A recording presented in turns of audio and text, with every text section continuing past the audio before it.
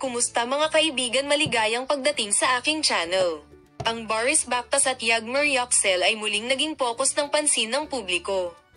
Mula sa propesyonal na kooperasyon hanggang sa personal na buhay, ang bawat paggalaw ng duo ay gumawa ng isang malapit na pagkamausisan ng mga tagahanga at agenda ng media. Ngunit ano talaga ang nangyayari sa pagitan nila? Nakakatagpo ba sila ng mga paghihirap o may pag-asa pa ba para sa kanilang relasyon? Kamakailang balita na ang kapayapaan at ulan ay dumaan sa isang magulong panahon ng mga sintomas ng pag-igting ay lalong maliwanag. Ang mga tagahanga ay partikular na hindi komportable sa isang maliit ngunit mahalagang detalye tungkol sa huling pagdiriwang ng kaarawan.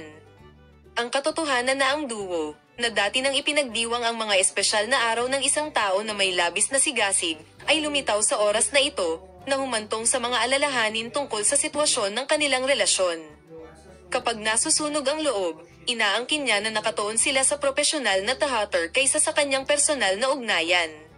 Sa katunayan, ang ilang mga mapagkukunan ay nagtaltalan na ang kanilang mga pakikipag-ugnay ay ganap na negosyo-oriented, na humahantong sa haka-haka sa direksyon ng anumang lugar na maaaring pumunta sa isang opisyal na paghihiwalay. Bibigyan ka namin ng detalyadong impormasyon tungkol sa paksa.